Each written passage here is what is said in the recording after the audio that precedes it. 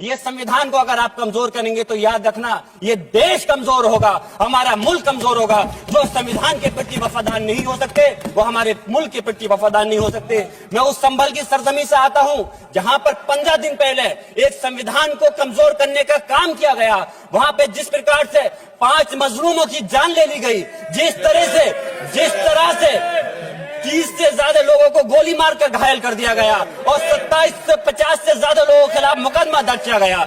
मैं पूछना चाहता हूं माननीय सभापति जी, मैं सांसद हूं, मैं अपने मुकदमे का मैंने कहा था मुझे डर नहीं है, मेरे खिलाफ मुकदमा लिखा गया, मैं वहां मौजूद नहीं था। और ये मुकदमा जो हमारे चाहे विपक्ष के सांसद हो या सत्ता पक्ष के सांसद हो, आप याद रखिए जनता की आवाज हो, जनता के बीच में जाकर के आपके जवाबदेही बनती है। और मैंने अपनी जनता की आवाज को उठाने का काम किया तो क्या गलत किया था? यहाँ मजलूमों की आवाज बनकर खड़ा हूं, उन करोड़ों भारतीय मुसलमान और अल्पसंख्यकों की जद्दोजहद और हक की बात करना चाहता हूं जो इस देश का अटूट हिस्सा है। मेरे अल्फाज बंटवारे के नहीं बल्कि इत्तेहाद के हैं, मेरे अल्फाज मायूसी के नहीं बल्कि एक उम्मीद के हैं, ऐसी उम्मीद जो कि हमारे इस देश को जोड़ना चाहती है। हमारे संविधान को बनाने के लिए हमारे बाबा भीमराव अंबेडकर साहब, मौलाना अबुल कलाम आजाद साहब, डॉक्टर जाकिर हुसैन साहब ने मिलकर के इस संविधान को बहुत मेहनत के साथ बनाया था। ये सिर्फ किताब की शक्ल में देने के लिए नहीं है। और आज एक इमाम को सिर्फ इसलिए गिरफ्तार कर लिया गया संभल के अंदर कि सिर्फ उन्होंने अजान लाउड स्पीकर से दे दी थी। अफसोस है कि आज हमारे साथ ऐसी ज्यादती हो रही है। उत्तर प्रदेश के संभल से सांसद जियाउर रहमान बर्क ने सदन के अंदर बहुत जबरदस्त तरीके से अपनी बात रखी। उन्होंने देश के मुसलमानों, अल्पसंख्यकों, दलितों, वंचितों के मुद्दों को उठाया और ये बात कही कि किस तरीके से देश में मुसलमानों के हालात बद से बदतरीन होते जा रहे हैं। जो केंद्र में सरकार बैठी हुई है वो मुसलमानों के साथ, अल्पसंख्यकों के साथ भेदभाव कर रही है। पिछले दिनों उत्तर प्रदेश के संभल में क्या हुआ इसके बारे में भी जियाउर रहमान बर्क ने जिक्र किया और उन्होंने ये बात कही कि जो हालात वहां बने इसके लिए कौन जिम्मेदार है ये बखूबी लोग भी जानते हैं। क्या कुछ कह रहे हैं जियाउर रहमान बर्क, इस वीडियो को देखिए। मैं आज यहाँ मजलूमों की आवाज बनकर खड़ा हूँ, उन करोड़ों भारतीय मुसलमान और अल्पसंख्यकों की जद्दोजहद और हक की बात करना चाहता हूँ जो इस देश का अटूट हिस्सा है। मेरे अल्फाज बंटवारे के नहीं बल्कि इत्तेहाद के हैं, मेरे अल्फाज मायूसी के नहीं बल्कि एक उम्मीद के हैं, ऐसी उम्मीद जो कि हमारे इस देश को जोड़ना चाहती है। हमारे संविधान को बनाने के लिए हमारे बाबा भीमराव अंबेडकर साहब, मौलाना अबुल कलाम आजाद साहब, डॉक्टर जाकिर हुसैन साहब ने मिलकर के इस संविधान को बहुत मेहनत के साथ बनाया था। ये सिर्फ किताब की शक्ल में देने के लिए नहीं है। आज संविधान के उस पर मैं कहना चाहता हूं कि भारत का संविधान इंसाफ, आजादी और भाईचारगी की जिंदा गवाही है और ये गारंटी देता है कि नागरिक हर मजहब, जात या नस्ल पर इज्जत के साथ गुजार सकते हैं जिंदगी। लेकिन अफसोस है, एक मुस्लिम रहनुमा की हैसियत से मुझे इस दस्तावेज पर बेपनाह फख्र है जो कि दस्तावेज जो संविधान हमें इजाजत देता है। आर्टिकल 15 के मुताबिक किसी भी नागरिक को मजहब, जात, लिंग, नस्ल या जन्म के स्थान पर भेदभाव नहीं किया जाएगा। आर्टिकल 19 में बोलने की, अभिव्यक्ति की आजादी का हक दिया गया है जो कि हमारे अधिकारी को हक की आवाज को छीनने का आप काम कर रहे हैं। आर्टिकल 25 अपने मजहब को मानने और उस पर अमल करने की आजादी देता है। आर्टिकल 29 के तहत अल्पसंख्यकों के हकों की हिफाजत करने के लिए प्रावधान किए गए हैं, लेकिन आप तो हमारे हकों की छीनना चाहते हैं। माननीय सभापति जी, मैं आपके माध्यम से कहना चाहता हूं कि आर्टिकल 30 के अंदर अपने तालीमी इदारों को कायम करने और उनके चलाने का हक है, लेकिन हमारे साथ ज्यादती हो रही है। ये संविधान को अगर आप कमजोर करेंगे तो याद रखना ये देश कमजोर होगा, हमारा मुल्क कमजोर होगा। जो संविधान के प्रति वफादार नहीं हो सकते वो हमारे मुल्क के प्रति वफादार नहीं हो सकते। मैं उस संभल की सरजमी से आता हूं जहां पर 15 दिन पहले एक संविधान को कमजोर करने का काम किया गया। वहां पे जिस प्रकार से 5 मजलूमों की जान ले ली गई, जिस तरह से 30 से ज्यादा लोगों को गोली मारकर घायल कर दिया गया और 27 से 50 से ज्यादा लोगों के खिलाफ मुकदमा दर्ज किया गया। मैं पूछना चाहता हूं माननीय सभापति जी, मैं सांसद हूं, मैं अपने मुकदमे का मैंने कहा था मुझे डर नहीं है, मेरे खिलाफ मुकदमा लिखा गया, मैं वहां मौजूद नहीं था।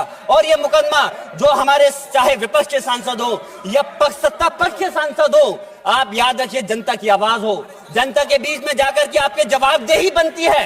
और मैंने अपनी जनता की आवाज को उठाने का काम किया तो क्या गलत किया था? माननीय सभापति जी, सिर्फ इस बुनियाद पे मुकदमा लीजिए गया। आज मैं आपको बताना पॉइंट पे बोल रहा हूँ, संविधान पर ही बोल रहा हूँ माननीय सभापति जी। आज मैं चाहता हूँ उन लोगों को इंसाफ मिलना चाहिए जो इसके जिन्होंने ज्यादती की है उनको सजा मिलनी चाहिए। और आज एक इमाम को सिर्फ इसलिए गिरफ्तार कर लिया गया संभल के अंदर कि सिर्फ उन्होंने अजान लाउड स्पीकर से दे दी थी। अफसोस है कि आज हमारे साथ ऐसी ज्यादती हो रही है। माननीय अध्यक्ष जी, हमारा संविधान किसानों को मजबूती की बात करता है, जो इस देश की रीढ़ की हड्डी है। 130 किसान जो 10 दिन से ज्यादा समय से जेल में बंद हैं, आप किसानों को हक नहीं दे पा रहे तो किसको हक देने का काम करोगे? मैं अफसोस करता हूं आज पूरे प्रदेश और मुल्क के अंदर जिस तरह से हमारे लोगों की हिफाजत नहीं की जा रही, एक मॉब लिंचिंग सिर्फ धर्म के नाम पर, अगर कोई मुस्लिम है, ओबीसी है या पिछड़ा समाज का, एससी समाज का है तो नाम पूछ करके उसकी हत्या कर दी जाती है। बुलडोजर चलाए जा रहे हैं। हेट स्पीच, अगर कोई हम कुछ बोलते हैं तो हेट स्पीच करके मुकदमा दर्ज कर देते हैं। और जो हमारे धार्मिक आका हमारे सल्लल्लाहु अलैहि वसल्लम की शान में गुस्ताखी करता है उनके खिलाफ कोई कार्रवाई नहीं।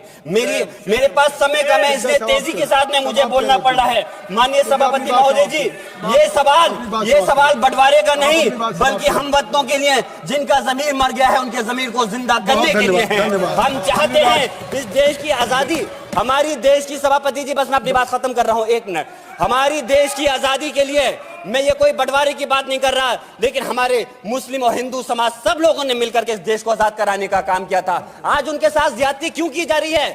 हम लोग अपने इस मुल्क के अंदर मजबूरी से नहीं रुके, बल्कि हम जो है अपनी मर्जी से रुके थे। हमारी मुल्क को आजाद कराने में हजारों लाखों मुसलमानों ने शहीद हुए थे। माननीय सभापति जी, कंक्लूड कर रहा हूं से बात।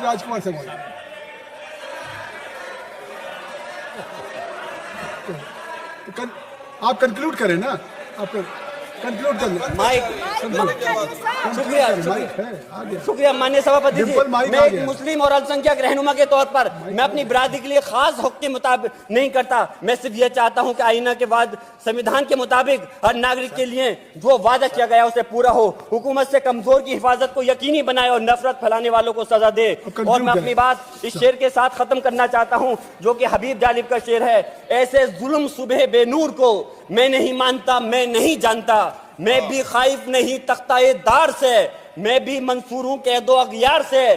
क्यों डराते हो जिंदान की दीवार से? जुल्म की बात को, जहल की रात को मैं नहीं मानता, मैं नहीं जानता। राजकुमार संगवान सुना आपने ज़ियाउर रहमान बर्क को। उन्होंने ये भी बात बताई कि किस तरीके से मस्जिद के इमाम साहब को इसलिए गिरफ्तार कर लिया गया क्योंकि अजान की आवाज़ से तकलीफ पहुंची। ये कहा गया कि ऐसा है कि इससे जो है शांति भंग हुई है और इस वजह से साहब को गिरफ्तार कर लिया गया। अब आप सोचिए कि इस तरीके की खबरें सामने आने लगी है कि मस्जिद में अजान की आवाज़ ज़्यादा थी तो इमाम साहब को गिरफ्तार कर लिया गया। हालांकि इमाम साहब का अजान देने का काम होता भी नहीं है, लेकिन उन्हें गिरफ्तार कर लिया गया और 2 लाख रुपए फाइन लगा दिए गए। ऐसी भी खबर सामने आई है। इस पूरे प्रकरण पर आपका इजहार ख्याल क्या है? अपनी राय कमेंट सेक्शन में जरूर दीजिएगा।